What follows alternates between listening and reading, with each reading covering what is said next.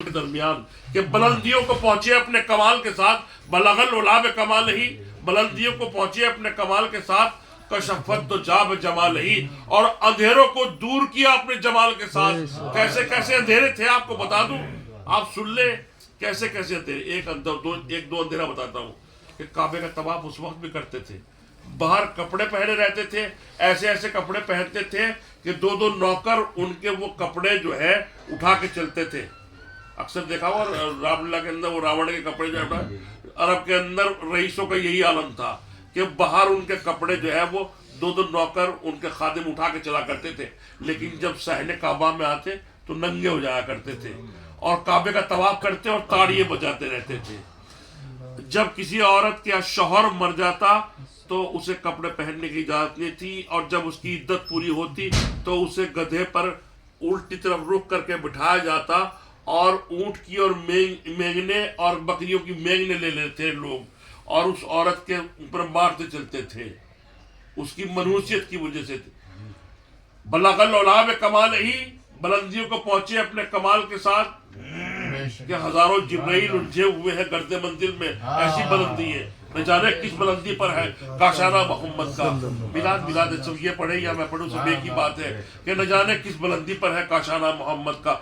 जिब्रील तो कह देते हैं ये मकाम मोहम्मदी है कि या रसूलल्लाह, अगर सरे मुंह में एक बाल बराबर भी आगे बढ़ा सिदरा से, जहां से वो वही लेकर आए थे, तो मेरे पर जल जाएंगे। और हुजूर नालैन पहने हुए हैं, नालैन एक मरा हुआ जानवर है, उसका चमड़ा है, वो आपके पैर से मस है, उसे पहनकर आप जा रहे हैं। अब आप नालैन की शान देखिए कि हजारों जिब्राइल करते मंजिल में, न जाने किस बुलंदी पर नालैन आपके साथ साथ अर्श पर जाती है। तो बुलंदियों को पहुंचे अपने कमाल के साथ, कशफत दुजाब जमाल ही, अंधेरे को दूर कर दिया, ये सब जहालतें खत्म कर दी। अब लोग एहराम पहनकर काबे का तवाफ करने लगे।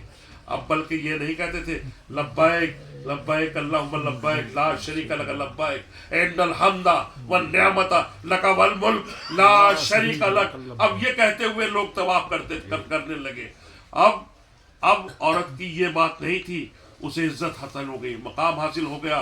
किसका रोशनी है ये, किसका जमाल है। कशफत दुजाब जमाल ही, अंधेरे को दूर किया अपने जमाल से। ये अंधेरे थे कि एक अरबी अपने गले में बुत लटका कर रखता था। उसके कबीले का बुत तो अलग था, काबे के अंदर 360 बुत रखे हुए थे और उनके गले में अलग बुत पड़ा रहता था। जब कहीं जाते और कहीं खाना मैसर ना होता तो वो आटे का बुत खा भी लिया करते थे, फिर कभी दूसरा बना लेके जाके, ऐसे ऐसे खुदा तराश रखते थे। तो ये अंधेरे किसने दूर किए?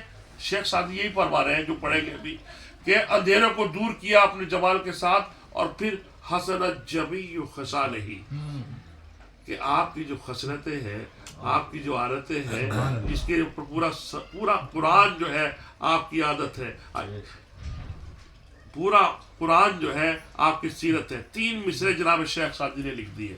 अब कहते हैं कि मेरा कलम रुक गया। 3 मिसरे लिखने के बाद मेरा कलम रुक गया, मुझे समझ नहीं आता था कि मैं हुजूर की शान में क्या लिखूं। बलगल उलाब कमाल ही, कशफत जाब जमाल ही, हसन जबी खसाल ही। 3 मिसरे ये तो मेरे जहन की रसाई थी जो मैंने आपके सामने पेश की। उनका जहन कहाँ रहा होगा? बुलबुल शिराज जिसको कहा जाता हो, गुलिस्तान बोस्ता जिसकी मज़ाहिर उलूम देवबंद में पढ़ाई जाती थी, अब तो खैर बंद कर दी गई, फारसी का रिवाज खत्म हो गया। 3 मिसरे लिखने के बाद कलम कहते हैं कि ठहर गया, लेकिन मुकद्दर बुलंदी पर था, औज पर था, मुकद्दर महराज पा रहा था, नबी करीम सल्लल्लाहु अलैहि वसल्लम के दीदार से मुशर्रफ हुए।